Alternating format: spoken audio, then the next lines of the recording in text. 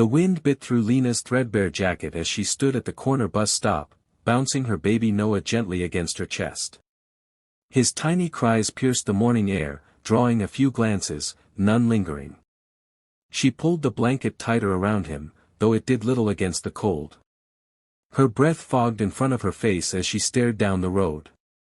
No bus. Again. Her phone buzzed, a missed call from her boss.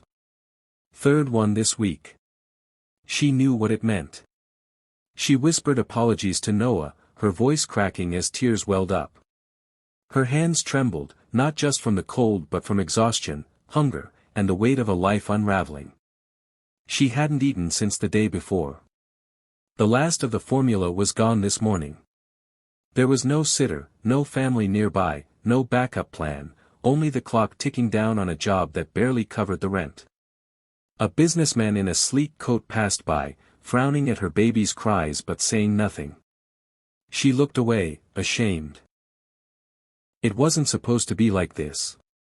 She once had plans, a college path, a partner. Now it was just her, a diaper bag, and the will to keep moving.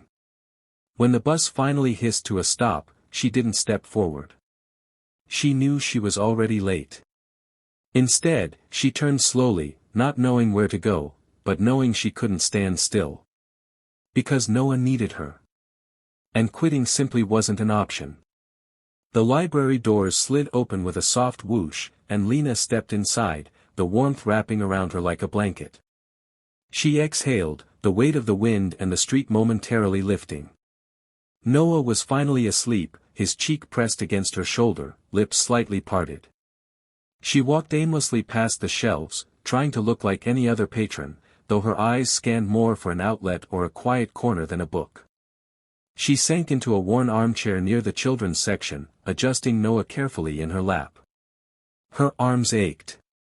Every part of her ached. A librarian passed nearby and gave her a tight, polite smile, but said nothing. Lena looked down at her phone again, no new messages. Just silence. Cold morning, a voice said gently. Lena looked up to see an older woman standing beside her, silver-haired, bundled in a cardigan. Her eyes were kind. He's beautiful, she added, nodding at the baby. Thank you, Lena replied, wary but grateful. The woman sat nearby. You look like you could use a break. May I sit? Lena nodded. For a moment, they said nothing. Then, without asking much, the woman pulled a small bottle of water and a granola bar from her bag, offering both with a smile. Lena hesitated, then took them slowly, murmuring a thank you. I'm Ruth, she said softly. Lena. Lena, Ruth repeated, like she wanted to remember it. You're doing a hard thing. But you're not alone, not today. Later that afternoon, the two women sat together at a round table tucked in the far corner of the library. Noah lay curled in Ruth's lap, content and drowsy after a warm bottle Ruth had somehow conjured from her bag. Lena sipped the last of her water, shoulders slowly unclenching for the first time in what felt like weeks. The library's quiet hum surrounded them, pages turning, keyboards clicking, the low murmur of voices in distant aisles. I used to come here when my kids were little, Ruth said, glancing down at Noah with a tenderness Lena hadn't seen in a stranger before. Single mom, 3 jobs, no car. I know the look in your eyes. Lena blinked, her guard lowering further. I don't know what I'm doing most days, she admitted, voice low. I had a plan once. College. A degree. A family, maybe. But now, you're surviving, Ruth said. That takes more strength than any degree. They moved to a nearby computer. Ruth sat beside her, guiding her hands on the mouse. You can apply for emergency childcare grants through this site, she said. And this one? It's a food pantry nearby, no ID needed. I've helped a few moms find their footing through these. Lena stared at the screen, heart swelling. These weren't just websites, they were possibilities. Lifelines. "Why are you helping me?" she asked quietly. Ruth smiled. "Because someone once helped me. And kindness, like hope, is meant to be passed on." Outside the library, the late afternoon sun cast long shadows across the pavement. Lena stepped onto the curb, Noah resting in a borrowed sling across her chest, his breath warm against her. She pulled out her phone, half expecting silence again, but this time, there was a voicemail. She tapped play, heart thudding. Her boss's voice crackled through the speaker, clipped and cold. "Lena, we're going to have to let you go. I need someone reliable, and this just isn't working out." She stood frozen. The words landed like stones. She hadn't cried in front of Ruth, not once, but now, her vision blurred.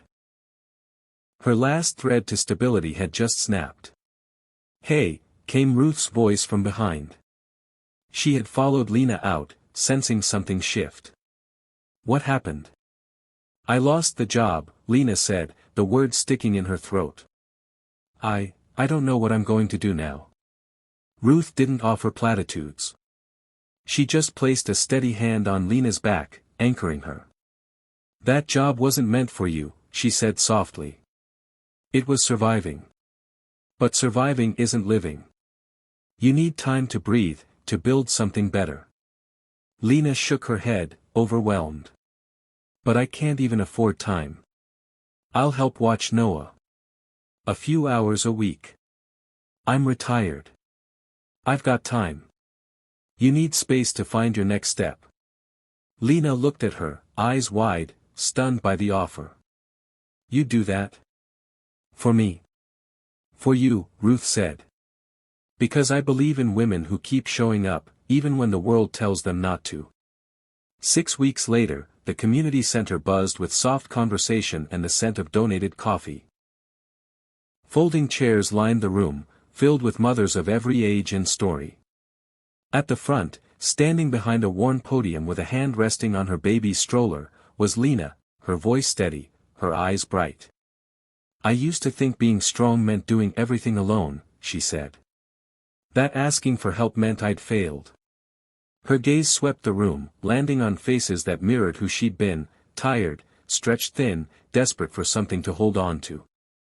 But then, one person saw me. And everything started to change. Noah cooed in his stroller beside her, waving a stuffed lion. Lena smiled down at him, then back at the crowd. "I'm working now at a daycare that lets me bring Noah.